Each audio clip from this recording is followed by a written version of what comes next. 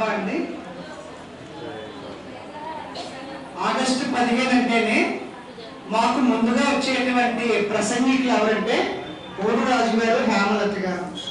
వాళ్ళని చూస్తూ మెహర్ బాబా వారి యొక్క తత్వాన్ని ఎలా అవగాహన పరుచుకోవాలో, ఎలా చెప్పాలో నేర్చుకున్నటువంటి వాళ్ళు. వాళ్ళు ఆవిడ చాలా ఉన్నతమైనటువంటి స్థితికి వెళ్ళినటువంటి వ్యక్తి అండి. చాలా మందికి తెలియదు. ఆయన ఇప్పుడు కూడా రాజమండ్రిలో అనేకమైనటువంటి అవార్డ్స్ ఇస్తున్నారండి. సోషల్ రెస్పాన్సిబిలిటీకి సంబంధించినటువంటి ఎన్నో అవార్డ్స్ వాళ్ళకి ఇస్తున్నారు. అప్పుడు అనిపిస్తూ ఉంటుంది, గురుదేవులు ఎంచుకున్నటువంటి సోల్స్ ఇవి అన్నట్లుగా అనిపిస్తూ ఉంటుంది. పోడురాజు గారిని, హేమలత గారిని చూసినప్పుడల్లా ఇది గురుదేవుల వారి యొక్క వర్క్. ఎప్పుడు వయసుతో నిమిత్తం లేకుండా వారిద్దరూ కూడా ఎక్కడ కార్యక్రమం ఏర్పాటు చేసినా కూడా బాబా మెసేజ్ అందించడానికి సిద్ధంగా వచ్చి మనందరికీ కూడా బాబా వారి యొక్క విషయాలు తెలియజేస్తున్నారు. మరొకసారి వారికి మా పెద్దాడ సెంటర్ తరఫున హృదయపూర్వక జై బాబా ప్రణామాలు తెలియజేసుకుంటున్నాం. మరి అందరూ ఎదురు చూస్తున్నారు, సుజాత గారు మాట్లాడితే బాగుంటుంది. సుజాత గారికి వచ్చి మా అందరినీ ఆనందింపచేసే విధంగా, మెహర్ బాబా వారిని ప్రేమించాల్సినటువంటి విధంగా, ప్రేమించే విధంగా ఆవిడని వచ్చి ప్రసంగించాల్సిందిగా మేము కోరుచున్నాము. జై బాబా.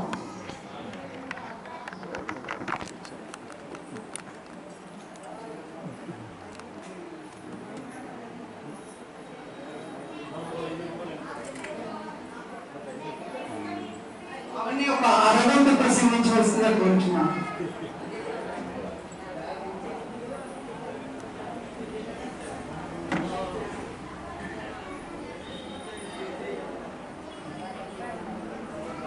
మధ్యాహ్నం వచ్చినట్టారండి. అవునండి.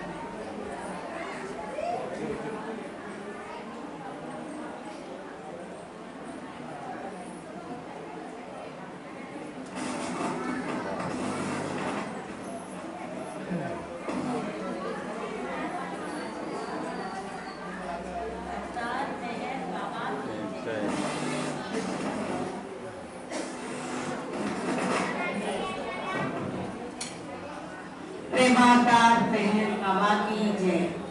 मौन अवतार मेहर बाबा की जय। मातृश्री मेहर गायत्री समेत सद्गुरु श्री मेहर चैतन्य जी महाराज की जय। అందరికీ జై బాబా అండి. మరి అవతార పురుషుని యొక్క దివ్య ఆశీస్సులతో మనమందరం ఇక్కడ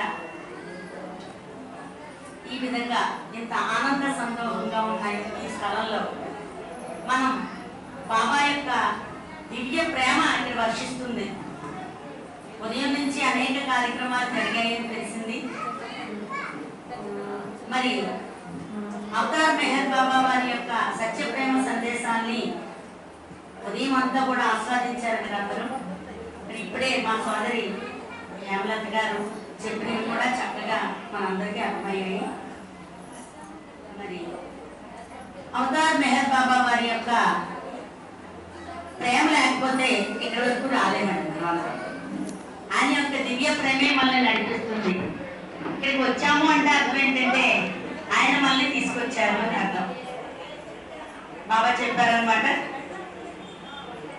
ఏదైనా కూడా మన నిత్య జీవితంలో ఏది జరిగినా అది బాబా యొక్క ప్రణాళిక ప్రకారం జరుగుతుంది అంటారు బాబా. మరి ఆ విషయాలన్నీ కూడా హేమలత గారు వారి యొక్క ప్రసంగంలో చాలా చక్కగా వివరించారు. బాబా యొక్క జ్ఞానము, బాబా ఇచ్చిన జ్ఞానము గత అవతారాల్లో ఇచ్చిన జ్ఞానానికంటే చాలా విలక్షణమైనదండి, సర్వోత్కృష్టమైనది, చాలా అగాధమైనది. బాబా యొక్క జ్ఞానం తరచి చూస్తే బాబా అందుకే అన్నారు, నన్ను అర్థం చేసుకోవడానికి ప్రయత్నం చేయకండి అన్నారు. ఎందుకంటే నువ్వున్న ఈ ఆత్మిక స్థితిలో నన్ను అర్థం చేసుకోవడం కొంచెం కష్టమే. అందుకే అన్నారు, ఆకాశం యొక్క అనంతత్వాన్ని నువ్వు లెక్కగట్టగలవా, సముద్రం యొక్క అగాధాన్ని నువ్వు లెక్కించగలవా, అలాగే అవతార పురుషుని యొక్క ఈ ప్రణాళికని అర్థం చేసుకునేంత శక్తి మనకి సరిపోదు అని చెప్పాలి. అందుకే నన్ను ప్రేమించు అన్నారు బాబా. ఒక చిన్న మాటలో చెప్పేశారండి బాబా. ప్రేమించడం ఇది బాబా ఎందుకు ఇది ఇచ్చారు? గత అవతారాల్లో కూడా ఒక్కొక్క అవతారంలో ఒక్కొక్క విషయాన్ని బాబా తెలియచేశారు. కానీ ఈ అవతారంలో ప్రేమ మార్గాన్ని అనుసరించుకున్నారు. నీ తోటి వారిని ప్రేమించలేని వారు భగవంతుని యొక్క మార్గాన్ని చేరలేరు అన్నారు. అంటే బాబా మార్గంలోకి వచ్చిన వారి జీవితం ఖచ్చితంగా మార్పుకు లోనవుతుందండి. ఇది మాత్రం యథార్థం. అలా అవ్వకపోతే మెహర్ బాబా ప్రేమికులమే మనం కాం. బాబా చెప్పారు, నీ జీవితం ఒక పెను మార్పుకు లోనవుతుంది. అందుకే నా చేలాంచనాన్ని గట్టిగా పట్టుకో, నా పొంగును గట్టిగా పట్టుకో అని ఎందుకన్నారంటే, ఇప్పుడు చెప్పారు ఇది అనేకమైన తుఫాన్లు వరదలు అన్నారు. ఇవి కూడా బాబా సృష్టించినవే. అయితే మనలో ఉండే దివ్య ప్రేమ, మన పట్ల మనకి ఉండే ప్రేమ, అవతారుని పట్ల మనకు ఉండే ప్రేమ, ఈ సమాజం పట్ల అందరి వ్యక్తులు కూడా ఒక్కటే. బాబా అన్నారు, అందుకే you and I are not we అన్నారు. ఇది చాలాసార్లు మనం అనుకుంటాం, చెప్తారు బాబా. నీవు నేను మనం కాదు అన్నారు. మరి ఒక ఇద్దరు వ్యక్తులు ఉన్నప్పుడు ఇద్దరు అంటారు కదా మనం, అలా ఎందుకన్నారు బాబా అంటే, అందరిలోనూ ఉండేది నేనే. ఇంకెవరిని ద్వేషిస్తావు, ఎవరిని ప్రేమిస్తావు? కాబట్టి ప్రేమకు అర్హత ఉన్న ప్రతి వ్యక్తి కూడా మీ యొక్క జీవితంలో తారసపడుతూ ఉంటారు అన్నారు బాబా. ఎవరైనా ఒకరు వస్తూ ఉంటారు, వాళ్ళని సహాయం చేస్తే చేయాలి, లేకపోతే నా వల్ల కాలేదు బాబు వెళ్ళండి అన్నారు. ద్వేషించొద్దు అన్నారు బాబా. అంటే అర్థం ఏంటంటే, బాబా వారి యొక్క జీవితాన్ని, ఆయన యొక్క ఇచ్చిన ప్రేమ సందేశాన్ని మనం గమనించినట్లయితే అది అనుసరణీయంగా ఉంటుందండి. మరి ఒక ఆయన ఉన్నారు, ఆయన ఏం చేశారంటే నిత్య జీవితంలో ఇలా మేడం చెప్పినట్టుగా సంసార యాత్రల్లో పడిపోయి బాధపడలేక, ఈ సంసారం అనే సముద్రాన్ని దాటలేక, ఇంక ఇది వద్దు బాబాయ్, నాకు ఈ పిల్లలు, ఈ భార్య, ఈ సంపాదన, ఇన్నిట్లో నేను ఉండలేనని ఆయన తన సన్యాసాన్ని స్వీకరించి కాషాయ వస్త్రాలు ధరించి ఎక్కడికి వెళ్ళిపోయారండి? చాలా అడవులకు దగ్గరగా వెళ్ళి అక్కడ ఉండే పెద్ద పెద్ద వృక్షాల మధ్యలో కూర్చున్నారు. కూర్చొని చాలా బాగుంది ఇక్కడ, నాకు ఎవరైనా అనుకోవడం పనులు లేవు, ఇక్కడ కూర్చొని దేవుడి కోసం ధ్యానం చేసుకుంటాను అనుకున్నారు. అనుకున్నట్లయితే కాసేపు ఉంది, చాలా బాగుంది వాతావరణం, హాయిగా ఉంది, ఏ గోళ లేదు అనుకున్నారు. కాసేపు అయ్యేటప్పటికి అక్కడ ఉండే వాతావరణంలో చల్లని గాలి, వాతావరణం ఒక డే మారుతూ ఉంటుంది. ఉదయం ఒకలా ఉంటుంది, మధ్యాహ్నం ఒకలా ఉంటుంది. అది మారుతూ కొంచెం వేడి పెరిగింది. సాయంత్రం అయ్యింది. ఫస్ట్ అక్కడ ఉండే జంతు జాలాలు, దోమలు ఇలాంటివన్నీ వచ్చి కుట్టడం మొదలుపెట్టాయి. ఇంత ఎలా ఉందంటే ఇక్కడ ఇంత పరిస్థితి ఇలా ఉంటుందని నేను ఎక్స్పెక్ట్ చేయలేదు అనుకున్నాను. కాస్త కొంచెం ముందుకెళ్ళి ఒక మనుషులకు దూరంగా ఉంటే ఒక చోట కూర్చున్నారు మేడం. అక్కడికి వెళ్ళేటప్పటికి ఆకలి మొదలైంది. ఆ తర్వాత కొంత దూరం వెళ్ళి ఏదైనా ఆహారం తీసుకోవడానికి, ధ్యానం చేసినప్పుడు ఆహారం తీసుకోకూడదు కదా, అందుకని కొంచెం ముందుకెళ్ళి ఏదైనా పానీయం తీసుకుందాం అనుకున్నారు. పానీయం అంటే టీ కావచ్చు, లేకపోతే ఏదో మంచినీళ్ళు కావచ్చు. అయితే అది తాగిన తర్వాత ఏమనిపించిందంటే కాస్త నిద్ర వచ్చింది. నిద్రపోవడానికి అక్కడ పరిస్థితి ఏమీ అనుకూలంగా లేవు. అయినా కూడా నేను ఇక్కడే ఉంటాను, సంసారంలోకి వెళ్ళడానికి గట్టిగా అనుకున్నాను. అలా కొన్నాళ్ళు ఉన్నారు, కానీ ఉండలేని పరిస్థితి అవ్వదు. ఈ విషయం తెలిసి అతను అనారోగ్యం పాలయ్యాడు. వాడి భార్య, పిల్లలు ఎక్కడెక్కడో వెతికారు ఈయన గురించి. తర్వాత తెలిసి ఈయన దగ్గరికి వచ్చారు. నీకేమన్నా మర్చిపోయిందా? ఇంత అనారోగ్యం చేసుకున్న ఆరోగ్యంగా ఉండే వ్యక్తిని ఇక్కడికి వచ్చి ఇంత అనారోగ్యం పాలయ్యావు, నీకు ధ్యానం బాగా కుదిరిందా అని అడిగారు. ధ్యానం కుదరలేదు కానీ బుద్ధి కుదిరింది అన్నాడు ఆయన. అంటే అర్థం ఏంటంటే ఎక్కడికో వెళ్ళిపోయి అడవుల్లోకి వెళ్ళినంత మాత్రాన మన యొక్క ఆత్మ ఉన్నతి జరగదు. మనం నిత్య జీవితంలో మనం ఉన్న ప్రదేశంలోనే బాబా మనకి ఇచ్చిన ఆ దివ్య ప్రేమ సందేశాన్ని మనం మన నిత్య జీవితంలో ఆచరించినట్లయితే అసలు మనం ఎందుకు పుట్టాము, ఈ మార్గంలోకి అసలు బాబా మనల్ని ఎందుకు ఈ జీవితాన్ని ఇచ్చారు, ఇక్కడ వచ్చిన సుఖాలు దుఃఖాలు ఇవన్నీ కూడా మలసనైపోతాయి అన్నారు బాబా. అసలు కష్టం లేదని ఎవరో చూపించండి ఈ ప్రపంచంలో, దుఃఖం లేదని ఎవరో చూపించండి. ఆ దుఃఖానుభవాన్ని సుఖానుభవాన్ని రెండింటిని కాదనే ఇంకొక స్థితి కూడా ఉంది. ఆ స్థితిని అనుభవం చేయడానికే నేను వచ్చాను అన్నారు బాబా. అంటే జీవితంలో మనం పొందిన ఇది సూఫీ రీఓరియంటేషన్ అండ్ బాబా వారు సూఫీ మతానికి సంబంధించినట్లో ఉండే ఆ సత్య మార్గాన్ని బాబా రీఓరియంట్ చేశారండి. అంటే ఆ మతంలో ఉండే ధర్మ సూత్రాల్ని కూడా ఆచరణీయంగా మార్చడానికి బాబా చెప్పిన జ్ఞానంలో ఒక 4 స్థితులు తెలియజేశారు బాబా. ఏమిటంటే ఆ జ్ఞానంలో రకాలుగా బాబా తెలియజేశారు. ఒకటి హరియత్ స్థితి అన్నారు బాబా. హరియత్ అంటే ఈ పుస్తకం సంబంధించిన అంటే ఆధ్యాత్మిక జీవితానికి అవసరమైన అంశాలని మనం విచారణ చేయడం. మనం కూడా చేస్తుంటాం, రామాయణ మహాభారతాలు చదువుతూ ఉంటాం, భగవద్గీత చదువుతూ ఉంటారు, కొంతమంది ఆ జ్ఞానంలో చక్కగా ముందుకు వెళ్తూ ఉంటారు. మరి ఆ స్థితిని బాబా ఏం చేశారంటే ఆ యొక్క స్థితిని అర్థం చేసుకోవడానికి ఒక చక్కటి పండును ఒకదాన్ని చెప్పారు. ఆప్రికాట్ అంటారు చూడండి, ఆప్రికాట్ ఫ్రూట్ అంటారు. అది పైన తోలు ఉంటుంది, పలుచని పొర ఉంటుంది అనమాట. ఆ పలుచని పొర స్థితిని హరియత్ స్థితి అన్నారు బాబా. అంటే జ్ఞానంలో 4 రకాలని చెప్తున్నాం మనం. రెండవది హకీకత్ స్థితి, తర్వాత హరియత్ స్థితి, తర్వాత తరియత్ అని చెప్పారు బాబా. అంటే అర్థం ఏంటి, లోపల గుంజులాగా పీచుతో ఉంటుంది. కొబ్బరికాయ కూడా చూడండి పీచుతో ఉంటుంది, హాట్గా ఉంటుంది.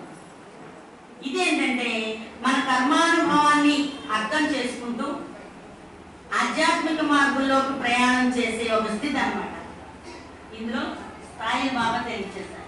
సప్తభూమికలకు సంబంధించిన జ్ఞానానికి ఏ జ్ఞానం ఇవ్వలేదండి జగద్బాబా వారు తప్ప. సప్తభూమికలు అసలు ఆధ్యాత్మిక ఉన్నతి పొందాలి అంటే బాబా మార్గం తప్ప ఇంకొకటి లేదేమో అనిపిస్తుంది నాకైతే. అయితే అన్ని గ్రంథాలు చదవలేదు, మనంత జ్ఞానమే కాదు.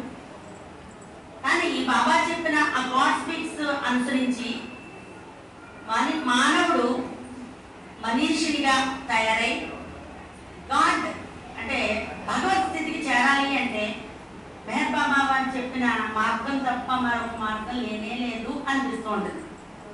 కారణం ఏంటంటే ప్రతి విషయాన్ని బాబా నిరంతరం మన చేదోడు వాదోడుగా ఉండి మళ్ళీ నడిపిస్తూ ఉంటారండి.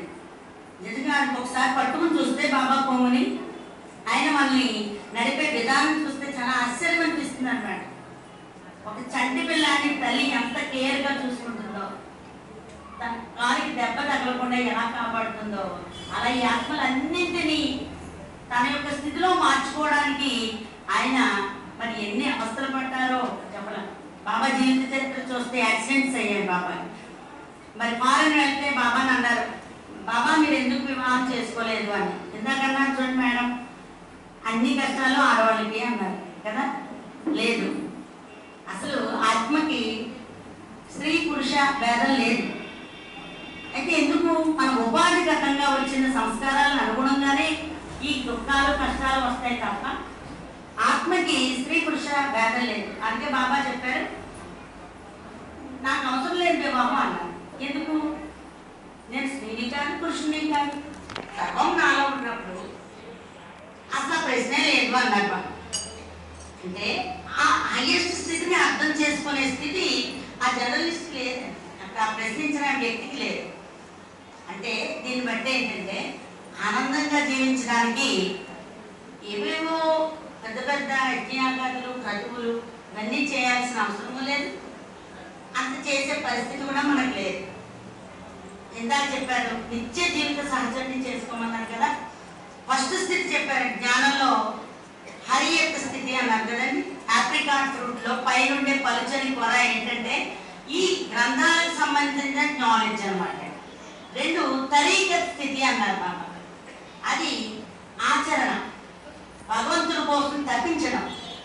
నిరంతరం మనం ఏదో ఒక, నిజంగా ఈ సృష్టిలో ఉండే జీవులు అందరూ నిరంతరం తప్పిస్తున్నామని మనం ఎవరి కోసం? భగవంతుడి కోసం. నేను ఎందుకు వచ్చాను ఈ భూమి మీదకి, ఎందుకు మానవుడిగా జన్మించాను, నా యొక్క విధి ఏమిటి? అది లేకపోతే కోటీశ్వరుడు కూడా మానసికంగా ఎవరు సుఖంగా లేరు. అంటే అర్థమేంటి? డబ్బు వల్ల సుఖం ఉందా? కాదు కదా. అంటే బాబా చెప్తారనమాట, అంత కోటీశ్వరులు కూడా నా దగ్గరికి వచ్చి బాబా నాకు శాంతిని అని అడుగుతున్నారు అంటే అర్థం ఇంకా ఏదో కావాలి ఆత్మకి. ఆ కావాల్సింది ఏంటంటే భగవత్ అనుభూతిని పొందడం. ఆ మూడవ స్థితిని మరి బాబా హరికత్ ఫస్ట్ చెప్పాము ఏంటండి. ఫస్ట్ స్థితి హరికత్ స్థితి, ఫస్ట్ది సూఫీ మతంలో హరియత్ స్థితి, రెండు తరీకత్ స్థితి, ఆధ్యాత్మిక ప్రయాణం. ఇక మూడో స్థితి ఏమన్నారంటే హకీకత్ అన్నారు బాబా. ఇది సూఫీ మతంలో బాబా ఇచ్చిన మార్పుకు సంబంధించిన జ్ఞాన రకం అనమాట, మూడో రకం అనమాట. ఇదే భగవద్ అనుభూతి, దీన్నే ఐక్యత అంటాం మనం, ఆత్మ సాక్షాత్కారము అన్నమాట. ఈ ఆత్మ సాక్షాత్కారానికి మార్గాలే బాబా తెలియజేసిన ఇక్కడ ఉన్నాయి. చాలాసార్లు మనం అనుకున్నాం మెట్లుగా వేయబడినవి. నిజమైన ఉనికి, మన యొక్క నిజమైన ఉనికి ఎక్కడ ఉందండి? బాబాలోనే ఉంది. అందుకే బాబా మనం వేరు కాదు, ఒకటే. ఆ స్థితిని నీకు ఇవ్వడానికే నేను వచ్చాను అన్నారు బాబా. మరి ఆ స్థితిని మనం పొందుతున్నామా? నిజంగా ఒక్కొక్కసారి మనకంటే మంచి వాళ్ళు లేరు అనిపిస్తారు. ఈ స్టెప్ దాటిపోయిందండి. మాయ ప్రభావం, మాయ తన ఛాయ అన్నారు బాబా కదా. బాబా ఎంత శక్తిమంతులో మాయ కూడా అంత శక్తిమంతులండి. మనం ఒక స్టెప్ ఇక్కడ వచ్చినప్పుడు చాలా చక్కగా ఉంటాం. బాబా యొక్క ఫోల్డ్ ఇక్కడ ఉన్నాం కాబట్టి ఆ వైబ్రేషన్ మన మీద పనిచేసి చాలా మంచిగా ఆలోచిస్తాం. కానీ మన నిజ జీవితంలో వెళ్ళినప్పుడు, ఈ యొక్క సొసైటీకి వెళ్ళినప్పుడు మార్పు వస్తుంది, మనమే గమనిస్తున్నాం. ఎందుకలా అంటే బాబా తెలియజేస్తుంది, నీ యథార్థ స్థితిని నువ్వు మర్చిపోయావు. అందుకే రాఘవరాజు గారు ఒక పాట రాశారు, మరచితిన మందిరం మరచిపోయిది, మందిరం మరచిపోయిది, సచిదానంద పరబ్రహ్మమనడి మందిరము మరచిపోయిది. మన యొక్క యథార్థ స్థితి ఆనంద స్థితి, ఆ సచ్చిదానంద స్వరూపుడైన పరమాత్మలో ఉండే స్థితిని మనం మర్చిపోయాం. ఆ మరిచిన ఒక గొర్రె పిల్ల తన గుంపులో నుంచి దూరంగా వెళ్ళిపోతే ఆ గొర్రె పిల్లల్ని కాచే కాపలు ఉంటాడు చూడండి, ఆయన అనమాట. మనం పక్కకి తొలగిపోతున్నాం. మన యొక్క దారిలో వెళ్తూ వెళ్తూ ఈ మాయ అనే వైబ్రేషన్ గురైపోయి దారి తప్పుతున్నప్పుడు ఆయన మనల్ని అదిరించి బెదిరించి మళ్ళీ తన యొక్క గుంపులో కలుపుకుంటున్నారండి బాబా. ఎంత అదృష్టం కాకపోతే ఇక్కడ రాగాలని చెప్పండి. ఎన్ని ఆధ్యాత్మిక సంస్థలు లేవు, ఎంత జ్ఞానం లేదు, బయట చాలా ఉన్నాయండి. కానీ బాబా కార్యక్రమంలోకి రావాలి అంటే ఖచ్చితంగా మనకు క్వాలిఫికేషన్ ఉండాలి. ఏంటి ఆ క్వాలిఫికేషన్ అంటే మన గత జన్మల్లో అవతారంతో అంతకుముందు కూడా మనది పరిచయం, బాబా యొక్క ఫోల్డ్ ఉందండి మనకి, బాబాతో సత్సాంగత్యం ఉంది. అందుకే మనం ఈ జన్మలో ఇక్కడికి రాగలిగాం, బాబా మాటలు వినగలుగుతున్నాం. నిజం, మీరు ఒకసారి గమనించండి. ధ్యానంలో కూర్చున్నప్పుడు కూడా ఈ అంశాలు మనకి టచింగ్ వస్తూ ఉంటాయండి. మేడం అన్నారు కదా, ప్రతిరోజు 9-15 నిమిషాలకి 9 to 9-15 నిమిషాలు గురుదేవులు తెలియజేశారు, సశరీరంగా ఉన్నప్పుడు తెలియజేశారు. అందరూ ఒకసారి మనం ధ్యానం చేసినప్పుడు మనం ఎక్కడెక్కడో ఉండొచ్చు, ఎంత దూరంలోనూ ఉండొచ్చు, కానీ అందరూ మెహర్ ప్రేమికులు అందరూ ఒక చోట ఉండి ఆ టైంకి చేస్తే అందరికి ఈ సృష్టికే ఒక త్రోట్ ఇస్తుంది అన్నారు బాబు. మనం అందరం చేసే ధ్యానం ప్రతి ఆత్మలో కూడా జాగృతిని కలిగిస్తుంది. ప్రతి ఒక్కరూ బాబా మార్గంలోకి వచ్చి తీరాల్సిందే. ఆ దివ్య ప్రేమ పెద్ద తుఫానులాగా, వర్షంలాగా మనందరి మీద వర్షిస్తుంది అని బాబా తెలియజేస్తారు. అందుకే ఈ సత్సంగార్థం ఎందుకంటే ఒకరిలో ఉండే ఆ సంస్కారాలు, మనలో ఉండే ఆ సంస్కారాలు రహితం అవడానికి ఈ యొక్క ప్రాంగణం ఎంతగానో ఉపయోగపడుతుందండి. ఒక షేరింగ్ ఆఫ్ సంస్కారాలు. కాబట్టి మనలో ఉండే ఈ జాగృతి కోసమే మనం ఇలాంటి మంచి మంచి కార్యక్రమాలకి వచ్చేలా ఆ మెహర్ ప్రభు ప్రేమావతారుడు, కరుణావతారుడు. ఆయన ప్రేమ మనం మాటల్లో చెప్పలేము. ఎంత ప్రేమ అంటే రాసి పోసిన ప్రేమ. ఆయన కళ్ళల్లోకి ఒకసారి చూస్తే అమృతం వర్షించేస్తూ ఉంటారు. ఆ దివ్య ప్రేమ జ్యోతి మనల్ని రగిల్చేస్తూ ఉంటుంది. ఎందుకంటే ఒక్కోసారి బాబా ప్రేమతో కళ్ళంటే నీళ్ళు వచ్చేస్తూ ఉంటాయి, ఆనందం వచ్చేస్తాను మాట. అది ఆనందం. అయ్యో వచ్చేస్తున్నారంటే మేడం ఒకసారి అనిపిస్తూ ఉంటుంది అనమాట. అయ్యో అది ఎమోషనల్ని కంట్రోల్ చేసుకోవడం కూడా రామచంద్ర బాబా. మొన్న మా ఇంటి దగ్గర సందర్భం వచ్చింది కాబట్టి చెప్తారు. మా తమ్ముడు గారు మీరు మా అక్కయ్య గారు అబ్బాయి గృహప్రవేశం అయితే అక్కడికి బాబా యొక్క ప్రేయర్ చేయించారు. అది వచ్చారు. ఆ ఉదయం నుంచి జరిగిన గృహప్రవేశ కార్యక్రమాలకి అంతరికంగా జరుగుతాయండి, వాళ్ళు చేయించుకున్నారు. కానీ బాబా నామం చెప్పేటప్పుడు వచ్చిన ఆనందం ఇంకా మాటల్లో చెప్పలేదు. ఆయన యొక్క పాట, ఆయన యొక్క సత్యప్రేమ సందేశం ఎంత ఆనందాన్ని ఇచ్చిందంటే గుండె నిండా నింపుకొని ఇక ఈ కొన్ని సంవత్సరాలు బతికేట్లు అనిపించింది అనమాట. నిజంగా ఆ పేదలు, ఆ బాబా యొక్క మాటలు కానీ ఆ జ్ఞానం కానీ మనల్ని ఎంత ముందుకు నడిపిస్తాయంటే నిజంగా మనం అనుకునే కష్టాలు కావు. అలాగని మీరు బాగానే చెప్తున్నారమ్మా, మీరు టీచర్ కాబట్టి మీకు ఏదో జీతం వస్తుందేమో, మీరు స్థిరంగా బాగానే చెప్తున్నారు. కానీ తెల్లవారితే ఉద్యోగపరంగా బయటకు వెళ్ళాలి, లేకపోతే కష్టపడాలి, సంసారం నడపాలి. మరి ఎన్ని కష్టాలు ఉన్నాయో తెలిసి అనవచ్చు. ప్రతి ఆత్మకే కష్టాలు ఉన్నాయి. ఉద్యోగం చేసే ఆడవాళ్ళకి కూడా చాలా కష్టాలు ఉన్నాయి, చాలా ఇబ్బందులు ఉన్నాయి. ఇబ్బందులు లేని ఎవ్వరు లేరు. కానీ బాబా చెప్తున్నారు, బాబా యొక్క మాటను పట్టుకున్నట్లయితే అసలు కష్టమే కాదు. అంటే ఈ యొక్క సంస్కారాన్ని ఫలితం చేయడానికే ఆ చిన్న కష్టాన్ని ఇస్తానన్నారండి. ప్రతి నిమిషం కూడా బాబా మనల్ని అవేర్నెస్ కలిగిస్తున్నారండి. గురుదేవులు చెప్పారు, ఎన్ని ఎన్ని ఎన్ని సాధనలు చేయించారు. ఈ వైపు ఉండడం మా అదృష్టం. ఎక్కడో కానీ ఆ అదృష్టం లభించింది. గురుదేవులు మన ప్రాంగణంలో ఇక్కడే ఉండి మనల్ని నిరంతరం ఆ బాబా యొక్క మాటలు చెప్తూ ఆత్మ సాక్షాత్కారం వైపు తీసుకెళ్తున్నారంటే ఆ దివ్య ప్రేమ మనందరి మీద వర్షించారు అంటే మన ప్రాంతం ఎంత గొప్పది అనిపించేస్తారు. గోదావరి నది ఉండడం గొప్ప అయితే గురుదేవులు మండపేటలో ఉండడం మరి మహాద్భుతం అనమాట. ఇది కూడా హైరార్కీయల్ సభ్యుల యొక్క అది నిర్ణయం అండి. ఒక మంచి ఇప్పుడు సెకండ్ వరల్డ్ వార్ సాయిబాబా వారి అధ్యయనంలో జరిగిందని తెలియజేశారు. బాబాయ్ చెప్పారండి. రెండవ ప్రపంచ యుద్ధం సాయిబాబా వారి అధ్యయనంలో జరిగింది అన్నారు. గురుదేవులు కూడా తెలియజేశారు ఒక దాంట్లో. అంటే యుద్ధం చేస్తారా చెప్పండి. యుద్ధం అంటే ఇక్కడ శారీరకమైన కొట్లాట్లు, రక్తపాతం, విభాసాలు కాదు. అక్కడ ఉండే ఆత్మల యొక్క ఉన్నతి కోసం అది అవసరం. ఒక చోట తుఫాన్ వచ్చిందంటే అర్థం ఏంటంటే అక్కడ ఉండే ఆత్మలకి ఏదో ఒక పెను మార్పు రావాలి ఆత్మకి. అందుకని భగవంతుడు నిర్ణయించిన ఒక క్రతువు అనమాట అండి. అందుకని ఏది జరిగినా భగవంతుని ఇచ్చిన అనుగుణంగానే జరుగుతుంది అన్న ఒక నమ్మకం, విశ్వాసం ఇది మనల్ని నడిపిస్తుంది. అందుకే బాబా తెలియజేస్తారనమాట. ఆ జ్ఞానంలో ఫస్ట్ది మనం అనుకున్నాం హరియత్, తర్వాత తకీయత్ స్థితి అన్నారు. అంటే మనం చెప్పుకున్నట్టుగా ఆధ్యాత్మిక మార్గం. ఇక మూడో మార్గం అనుకున్నాం మనం హకీకత్, భగవంతు స్థితి, భగవంతు అనుభూతి. దీనే ఐక్యము అన్నాం. మామూలు మాటలు అనొచ్చు. ఒక చెప్పాం కదా, ఒకసారి అనుకున్నాం ఒక కోటీశ్వరుడు వచ్చి బాబా దగ్గరికి వచ్చండి, బాబా నాకు చాలా కోట్లు ఉన్నాయి, నాకు ఒక నిమిషం కూడా చాలా టైం లేదు, నా టైం చాలా విలువైంది, మీ దగ్గరకు వచ్చాను, నాకు ఆత్మసాక్షాత్కారాన్ని ఇచ్చేయండి అన్నారు. ఒకసారి అనుకున్నాను, ఆత్మసాక్షాత్కారం అనేది అన్న డబ్బుతోనో లేకపోతే వస్తువుతోనో ఇచ్చేదా అనేది. బాబా నవ్వుకుని సరేలే ఇస్తానులే, ఒక నెల తర్వాత రా అన్నారు. మళ్ళీ నెల తర్వాత ఆయన ఫ్లైట్ వేసుకుని వచ్చారు. అహ్మదాబాద్ దూరంగా దిగి కారులో వచ్చి బాబా నెల తర్వాత మీరు రమ్మన్నారు, ఆత్మసాక్షాత్కారం ఇస్తానన్నారు కదా, మరి నేను వచ్చాను, నా టైం చాలా విలువైంది, మరి త్వరగా ఇచ్చేయండి అన్నారు.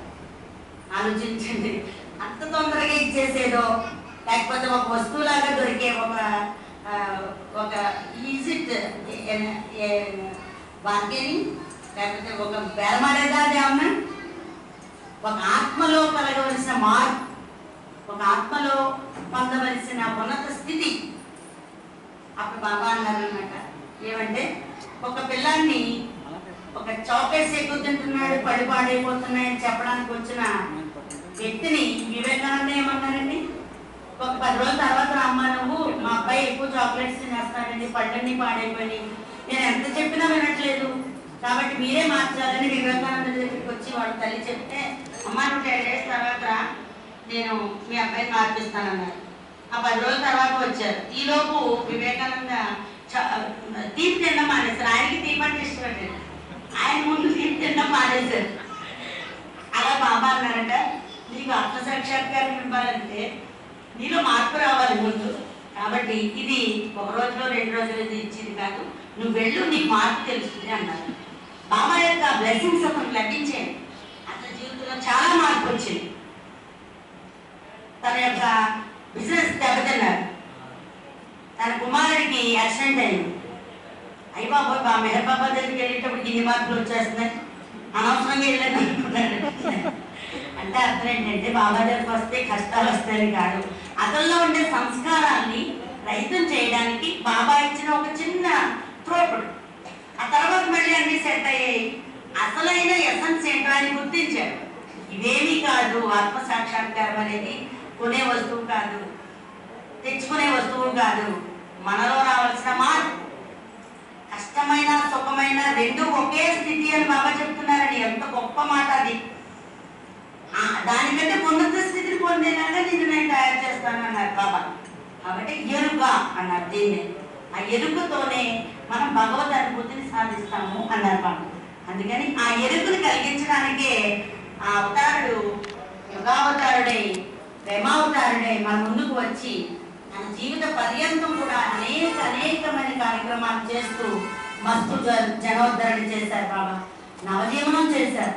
ఆ నవజీవనంలో ఒక మార్గంగానే అనేక మంది మరి మస్తులను కలిశారు. ఆ మస్తులందరికీ కూడా ఉన్నతమైన త్రోపుడుని ఇచ్చారు. మన వైపు వస్తూనే ఒక చోట ఆగారు కారు. బాబా కారు ఆగింది అనుకున్నాం కదా మనం. బాబా గారు సడన్ గా మండపేటకు ముందు కాస్త దూరంలో ఆపారండి బాబా వచ్చినప్పుడు. చాలాసార్లు అనుకున్నాం. ఆపి సడన్ గా ఆగి కాలం దిగి బాబా ఎక్కడైతే మన గురుదేవుల వారు అక్కడ స్థావరం ఏర్పరచుకోబోతున్నారు అక్కడ మట్టిని తీసి ఒకసారి ఇలా అది నవ్వి వెళ్ళిపోయారండి. అక్కడ ఎవరికి వెనకాలంటే మండలి సభ్యులకి ఏమీ అర్థం కాలేదు. బుక్ లో రాశారండి. తర్వాత ఎన్ని సంవత్సరాలకు మనకు తెలిసింది ఇక్కడ ఒక సద్గురు సార్వభౌముడు తన ఆధ్యాత్మిక కార్యక్రమాన్ని ఇక్కడ నడిపించబోతున్నాడు అన్న విషయం తర్వాత మనందరికీ తెలిసింది తప్ప ముందే అవతారులు ఆ యొక్క ప్రణాళికలు వేసి ఉంచారన్నమాట. మరి బాబా చేసే ఆ కార్యక్రమాలు ఎలా ఉంటాయంటే మన మానవ మేధస్సుకు అందేది కాదు. అందుకే ఫస్ట్ బాబా చెప్పారు, నన్ను అర్థం చేసుకోవడానికి ప్రయత్నం చేయకు, నన్ను ప్రేమించు అన్నారు. అందుకే బాబా పట్ల అపారమైన ప్రేమ ఎప్పుడు కలుగుతుందండి? మన వల్ల కలగదండి, ఆయనే కల్పించాలి మనకి, అది కూడా ఆయనే చెయ్యాలి. అందుకే అన్నారు బాబా, నేను నిన్ను ప్రేమించకపోతే నేను నీకు అసలు గుర్తురాను అన్నారు బాబా. ప్రతి నిమిషం బాబా మనకు గుర్తొస్తున్నారంటే అర్థం ఏంటండి? బాబా మనల్ని కలుస్తున్నారు అన్నమాట. అందుకే మన నామాన్ని చేయగలుగుతున్నాం. ఇది ఇంతకంటే అదృష్టం ఉంటుందా? ఇంతకంటే గొప్ప ఆనందం ఉంటుందా? అందుకే బాబాని నిత్య జీవిత సహచర్యలు చేసుకోమన్నారు మా సోదరి హేమలత గారు. నిజం, 100% నిజం. అంతకంటే మార్పు మనకి లేదు, అంతకంటే ఆనందం ఇంకొకటి లేదు. ఆ ఆప్రికాట్ ఫ్రూట్ లో పైనుండే ఆ పరిస్థితిని భౌతికమైన ఈ జ్ఞానాన్ని పొందే పొర. రెండవ పొర మనం ఆధ్యాత్మిక మార్గంలో ప్రయాణించేది.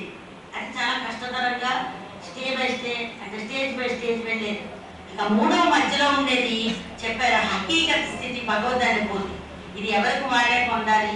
ఆ గింజ ఉంటుంది చూడండి, మనం తీసుకునే ఆహారంగా ఉండే గింజ.